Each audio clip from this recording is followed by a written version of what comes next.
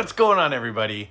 It feels to me like March went by really, really quickly, and it's over. And when it's over, that's exciting because that means it's time to do some sharing of what our month looked like with our collections. So I'm really excited about some of my pickups this month. I'm especially excited because I had a little bit more money than some. I did a whatnot sale and made some money. I sold a couple of pretty decent sized cards on eBay as I continue to kind of change the direction of my collection. This month I bought a little bit of everything. I bought some pre-war stuff. I bought some 1950s stuff. I bought a modern card. I bought a football card. I bought literally a little of everything. And I'm really, really excited to share it with all of you and see what you think. See what you think of my pickups. See what you think of where my collection is going. You know, and that's something that I've pointed out a few times, and I'll continue to say it. When you buy cards, when you own cards, as long as they're not cards that have a rapid drop in value, you have a commodity, you have an asset that tends to hold value or hopefully go up a little in value. And if you decide to move out of it, it's okay because you have this other asset that has value. So when you have in your collection a card that you buy for $500, as long as it's a stable card, a safe card, you don't have to worry about it being worth $50 a few months later. And then if you decide, that's not the card I want as much as this one over here, you could sell this one and you can get that card over there. And that's kind of what I've been doing. And I've been sharing that with you. You know, part of the process for me in my collecting recently has been I've really become more and more interested and intrigued by pre-war cards. They're less plentiful. It makes the hunt, which to me is fun. Hunting for cards is fun. And so being able to have to, wait and see when they come up, and then when they come up, win the auction and or find it at a show and it's not something you see, and then getting a good deal on it. That whole process to me is part of the enjoyment, And so for me, as I'm moving in a little bit of a different direction, the cards from the 50s and 60s are awesome cards of amazing players. Some of the best players that ever played during that time. And some of those cards are very rare and some of them are fairly plentiful. And to me right now, I'm just kind of feeling the urge to sell a few of my cards from the 50s and 60s and then even 70s and move into some of this other stuff. Will I stay there? I don't know. But I'm really, really enjoying adding cards to my collection from sets and from eras that I never thought I would be able to participate in. And it's added a lot of excitement to me. I've got this rejuvenation of energy when it comes to my collection. I get really excited when a card shows up. And part of what I've done is some consolidation. I still have a lot of $5 and $10 cards, but I used to have a lot more than I do now. The $5 and $10 cards that I have now generally have a little bit of a different meaning or a story to them that makes them cards I want to continue to have. The ones that don't have as much meaning to me are cards that I've moved out of to kind of consolidate that money to get one of these cards that I've always admired from a distance for a long, long time.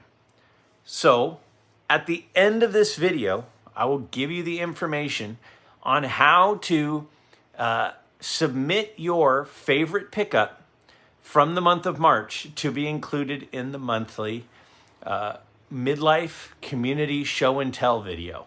Again, at the end of the video, I'll tell you how to do that. First though, I want to go ahead and show you my pickups that I'm really, really excited about. And I got some pretty cool cards. I think you'll think so too. All right, so man, I showed you this. I showed you those Tharps cards I picked up in a video all to themselves because of how exciting these were. Now, Roger Peckinpah is a Yankee captain, and I picked this up as part of my Yankee captain run. I'm trying to get at least one card of everybody who's ever been a Yankee captain, and Roger Peckinpah was. He was also the AL MVP in 1925. And, you know, there aren't a lot of guys that have been MVPs over the last 100 years. Only, 100 for each league. Then he was a Yankee captain from 1914 until 1921. And one of the things that I was most excited about for this card is it's the only one that has ever been graded by PSA. And next up, I've got this 1951 Bowman Casey Stengel. Now, Casey Stengel is a legendary manager. You know, he's had his number retired by a couple of teams. The Yankees and the Mets retired his number. As a manager, he had almost 2,000 wins and won 9 World Series titles. Now, when I saw this card, I couldn't pass it up. The eye appeal is off the charts for a 3, in my opinion. I think it's a great picture of him. And I was really, really excited to pick that card up. He's a Hall of Fame manager. And this card in a 3, I paid $40 for it.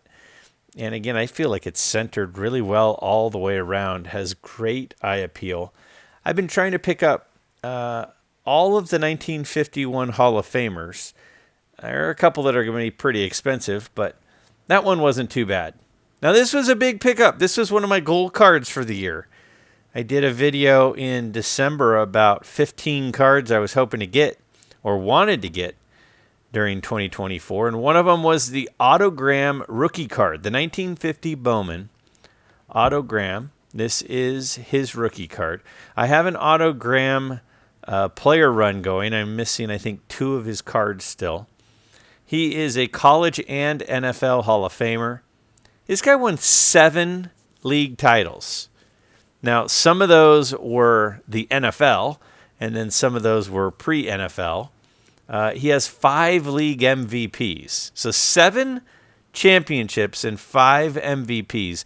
Was a 4-time All-Pro first team. Was a first-team All-American in college. Now, to me, again, like with that Casey Stengel, it doesn't have sharp corners, but the centering is great. The clarity on the card is great. The color on the card is great. I felt like I got a really good deal on this card. You know, I've been searching for one that fits my budget and my eye for about a year. And this one, you can see there, I paid under $400 for it. And a lot of the time, these go in the mid-500s. So it posted, it had a best offer on it. I threw a best offer out there, and it was accepted. And I am thrilled to have it in my collection. Next up, I got a T206 Hall of Famer, Joe Kelly. Now, Joe Kelly, this guy batted over 300 for 11 straight years. 11 straight years he batted over 300. And it's a sovereign back. Now, I'm not really that into the backs on T206s, but the sovereign back is a rarer back. About 5% of all of the T206s in circulation now are sovereign backs. So it is a rarer one versus a Piedmont, which is like, 35 or 40% of them, maybe even higher than that. And I love the color on it. It's a really deep red. It's really well centered side to side, a little off top to bottom. But the color and the clarity, to me, made this a card I needed for a guy who has a career batting average of .317, has a NL stolen base title, and is in the Baseball Hall of Fame. Again, I'm slowly trying to chip away at picking up all of the Hall of Famers from the T206 set, and I was super happy to pick up that card. Now, you knew a month wasn't going to go by without me picking up one of my pirate cards, right? So this one, DeGraff, look at that. He's got the sword fighting in the background. I mean, I keep showing these to you guys, and I have about 23 of them or so now out of 50. There are 50 in the set, and I just love them, and you really can't really appreciate them until you see one in person. If you see one with pretty good clarity and doesn't have a lot of surface damage in person, you're going to see one of these and go, that thing is from 1888 and it's beautiful. And you can see here I paid $61 for this one and a pretty good grade. Next, I got a modern card. Went a little off my normal track here, but I love this card. This is a special card. This is the 2007 Topps Derek Jeter, and it is the short print. You can see there is George Bush airbrushed into the stands and then Mickey Mantle in the dugout. Now, whether or not you like George Bush is not really that important. You know, political figures I know are polarizing. But there were two legendary guys that were airbrushed into this short print card that ran for part of the release. You know, the legend of Mickey Mantle. And then, you know, after 9/11, George Bush's first pitch at the World Series was a pretty awesome moment. Again, regardless of your politics. Now, I got this card in a 9. It's actually tough to get this in a good grade because of the black border on the front and the back and all of the edging issues. Paid $35 for it. You know, I thought that was a good deal. It's hard to get one in a 9 holder. So I was really excited for it, but I just wanted to have that card. So I added it to the collection. I got another T206 Hall of Famer. So the second one of this month. And this is Frank Chance. This is one I wanted for a few reasons. One, for my Hall of Fame T206 run, but also he is another Yankee captain. And people don't really remember that he played on the Yankees for a very short time. I think just a season. And during that time, he was the Yankee captain. And obviously we know his name from the double play combo, you know, and that is a card I have been chasing this card for well over a year. The centering on this is phenomenal, and I'm really, really excited to get it. He won a couple of World Series. He was the Yankee captain in 1913. As a manager, he was the manager of the Cubs in that historic 1906 team that won 116 games. He was the manager. He was a pretty successful manager, but is actually in the Hall of Fame as a player. And then the last pickup of the month is another T206 Hall of Famer. So I picked up 3 T206 Hall of Famers this month. This one is Huey Jennings. He was a shortstop and played for several teams. He played on like 6 different teams or something. Here he is at the end of his career. He was with the Tigers for a couple of years. He also was a manager who won over 1,000 games as a manager. He batted really high a few times. He batted over 400. Well, it kind of depends because a lot of the stats back then aren't super reliable. But depending on who you ask, he batted over 400 in one of his seasons and really high 300s in another. And here's this one. I mean, I picked this up, a T206 Hall of Famer in a 2. Really well centered side to side. Really, really good color on it. And it was like $180. Well, I mean, all in, it was about $200. To me, that's a really good deal for a card like that. So what did you think of my pickups?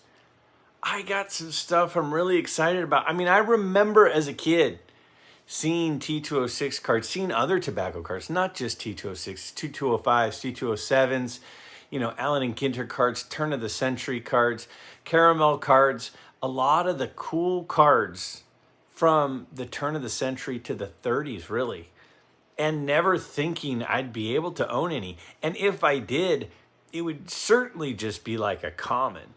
So the fact that I've been adding some of these to my collection is something I'm really, really jazzed about.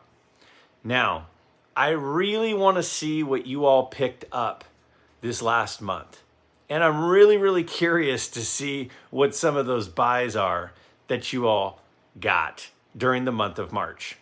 So if you'd like to submit a card for the March Midlife Card Community Show and Tell, the video I do every month, that's a slideshow of all the pickups from others in this community, others in this viewing and collecting community, please go down to the description below and click on the link. There is a link that will take you to a Google form. The Google form will ask you your name. It'll ask you what the card is. It'll give you a spot to upload a picture of the card. And it'll ask you some other optional questions if you want to share, which if you do, I would love to include. But if you don't, I understand that as well. About things like what did you pay? Why did you want the card? And stuff like that. So I really hope that you'll consider uploading a picture or a picture of your favorite pickups. Now again, please pick one card, your one favorite. I want to see everybody's favorite pickup from March. In that description below has the link with all the information that you need. And let's go ahead and set our date for the deadline of doing this. How about Friday, April 19th? Friday, April 19th is when I'll stop accepting submissions. That will then allow me to have, maybe 3 days or so to go ahead and put those together. And then the following week, I can go ahead and upload that video to show off the amazing stuff. The last few months have been incredible. Some of the stuff that you all have picked up. I'm hoping this month is just like that. Now, I threw out a question a few videos ago where I was talking about some of those rare Tharps cards and Grinders cards that were in that REA auction. If you were one of the people that picked up one of those Grinders cards, I really hope you'll submit it. I think it would be incredible if someone in this community were one of the ones who bought one of those cards. Now, regardless of what the value is, it doesn't matter if it's a $1 card or a $100,000 card. If it's your favorite pickup from March, we want to see it and we want to feature it and we want to include it in this presentation. So again, I really hope you'll take the time to upload the picture of your pickup and the information that it asks for in the link below.